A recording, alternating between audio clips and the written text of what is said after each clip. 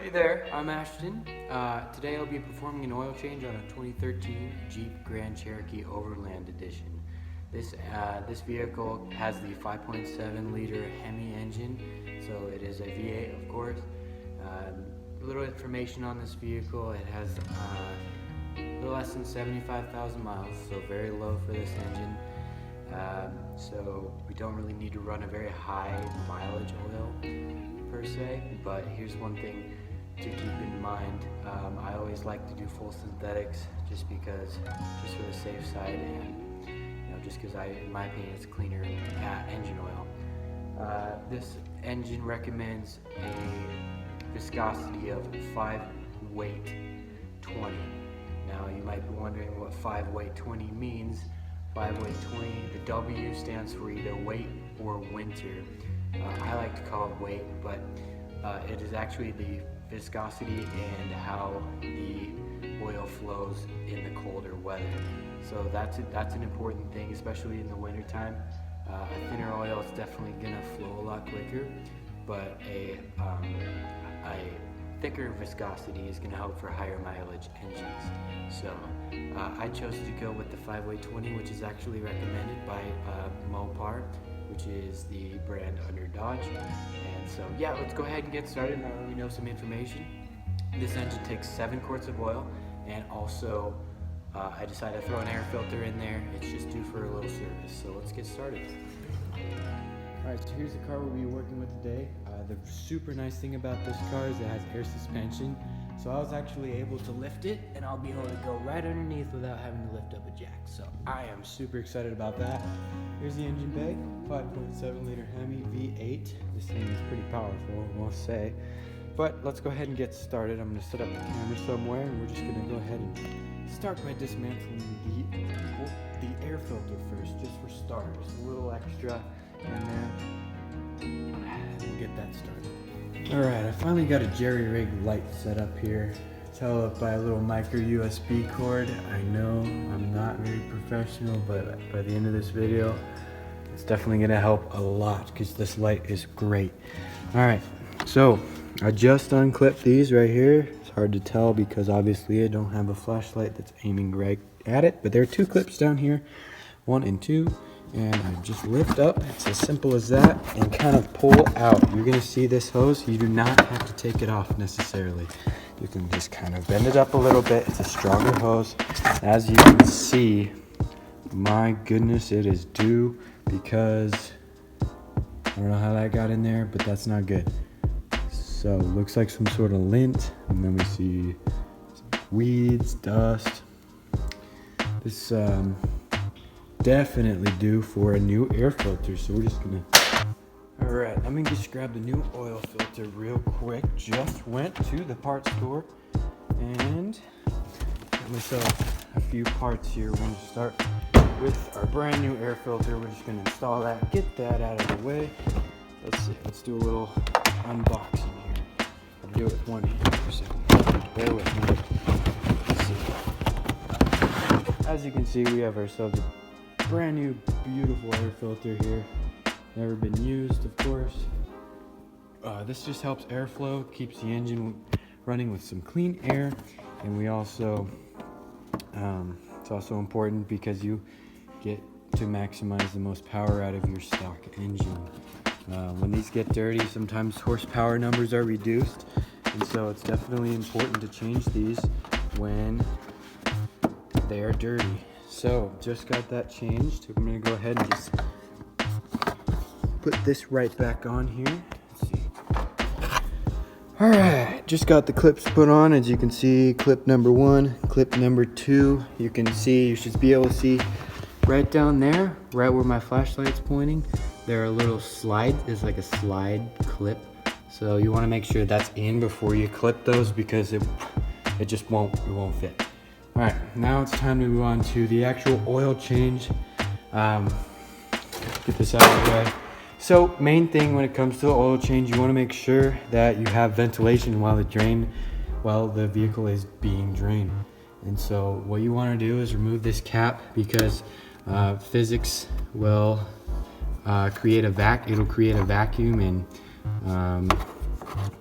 it's not a huge deal, but it pours out quicker. So we just did that, and air filter's done. Now all we have to do is climb under the car, locate the oil filter, and locate the drain plug, and just go ahead and drain this 7-quart engine.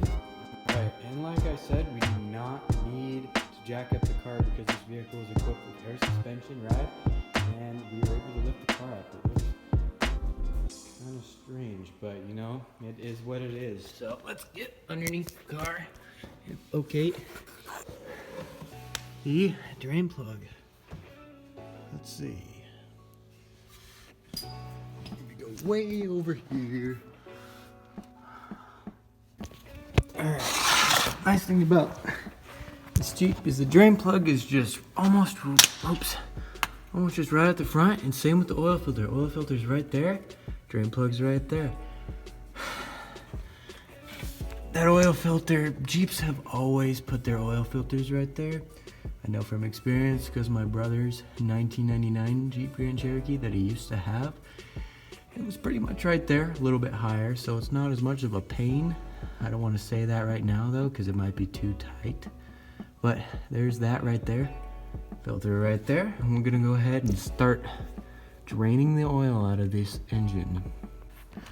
All right, so I got my socket set ready here. Let's see. All right, well, I finally found a decent place for my light to go so you can barely see the drain plug.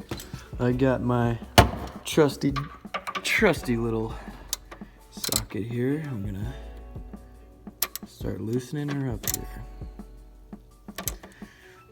It's a tough one to break, guys, that's for sure. Let's see, I'm gonna set you guys right there. Maybe. Let's see.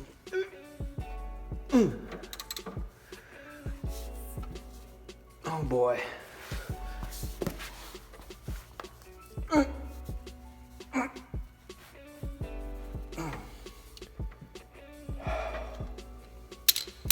Well, I'm not gonna give up like that.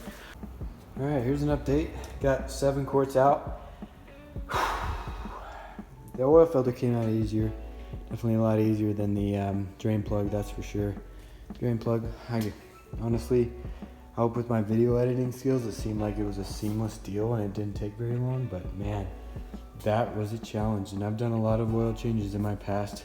My first job, I was a technician / mechanic at a shop, and I did a lot of oil changes there because, well, for one, I like doing them, and for two, you know, I was just the one that was able to do it. So I did a bunch of those. This one was pretty close to being one of the more challenging ones, especially since, of course, we don't have a lift.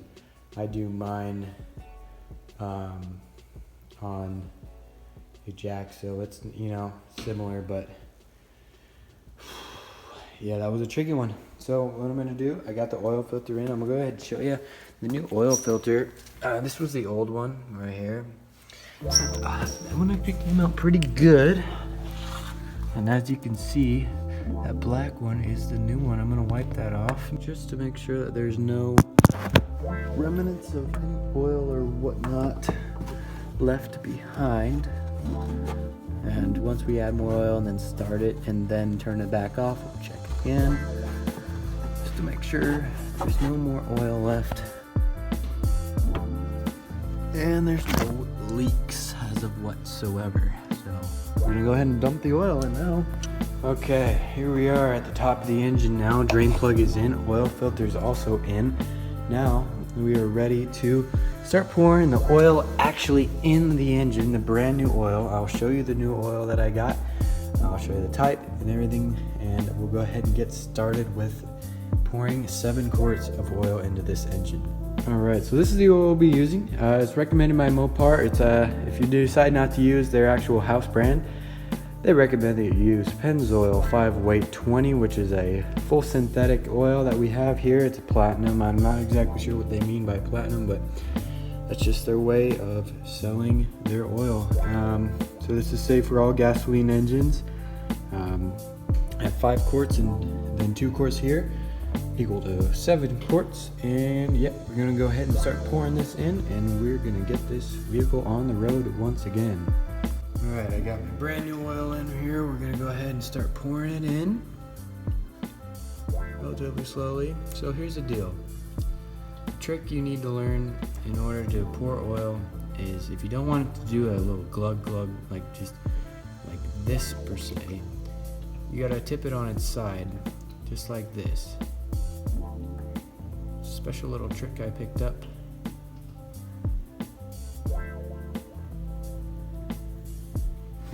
Check real quick to make sure we're not leaking right off the bat. Of course, that's obviously not good, so we don't want that.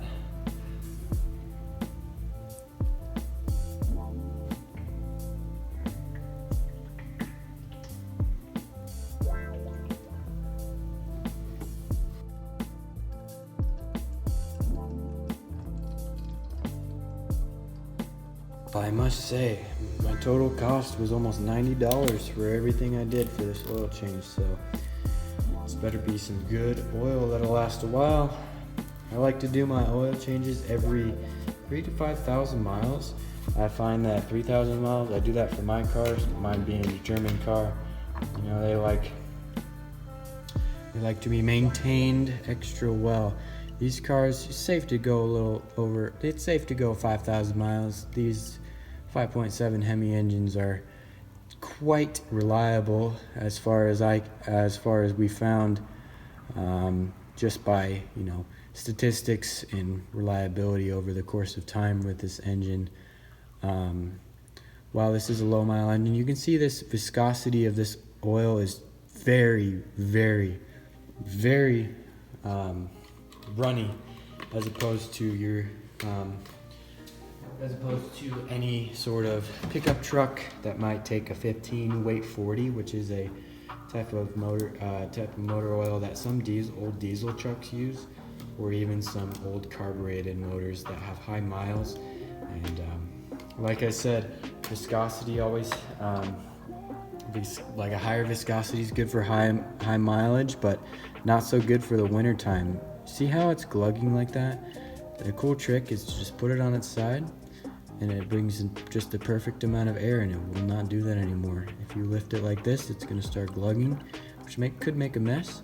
So what you want to do is just go ahead and like that. Perfect. And we have our 7 quarts in, and we should be good to go. I'm going to let that sit for just 1 minute. All right, now that we have everything all wrapped up when it comes to the oil, we're going to go ahead and remove our little funnel deal here, which was used and worked quite well. I'm going to go ahead and put this cap right back on here. Sorry about the dark light. All right, so now it is actually time to start the vehicle. You want to make sure you start the vehicle just to make sure things go through the system. You want to make sure you have oil pressure. One thing I noticed over the course of time doing several oil changes, you'll actually hear the oil rush through. It'll make a difference. The engine will make a different sound, and that is when you know you have good oil pressure and a healthy running motor with brand new oil. So yeah, let's go ahead and hop in and give this thing a little start. You don't want to run it for too long because you want to check the motor later, check the oil later. Let's go ahead and press this. Thing's running. We have oil in the car. You never want to start the car without oil, or you will seize the engine within seconds. All right, here we go.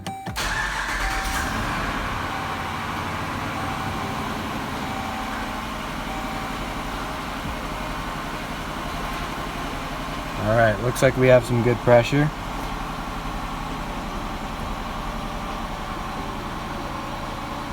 Good. I'm gonna let it sit for a little bit here.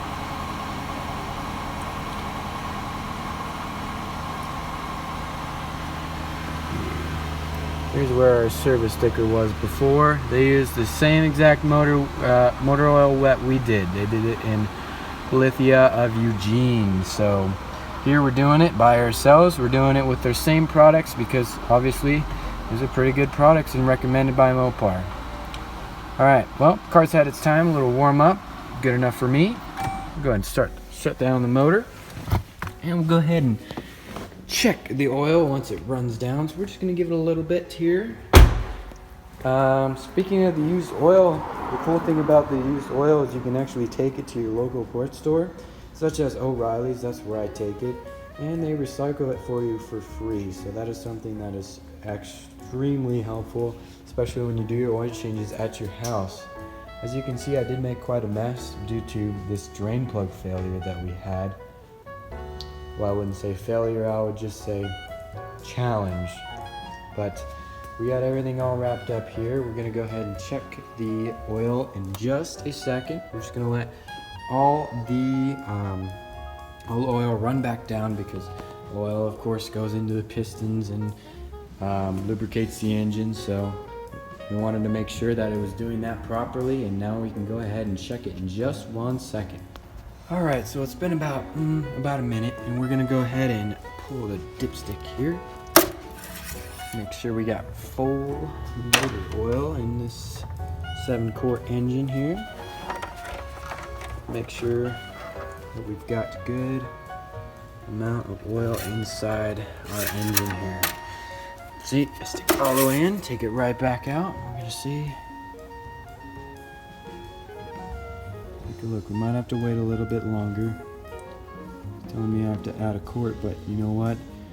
I'm not going to do that quite yet. I'm gonna wait a little bit longer. I might have just gotten a bad little dip. I might not have gotten it all the way in. You want to make sure you get it all the way in. You definitely don't want to overfill your engine, or you will have problems with your gaskets.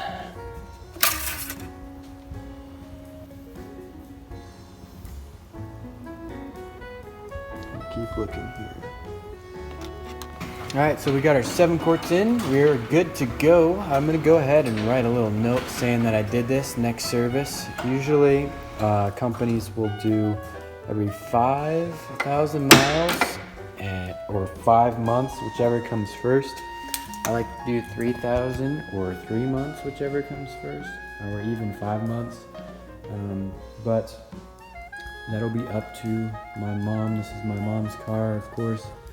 But I think we're gonna be good to go with this vehicle here. I'm just gonna go ahead and clean up, and that is gonna do it for today's video. I really hope you enjoyed. I made quite a mess, so I really hope that it definitely helped out.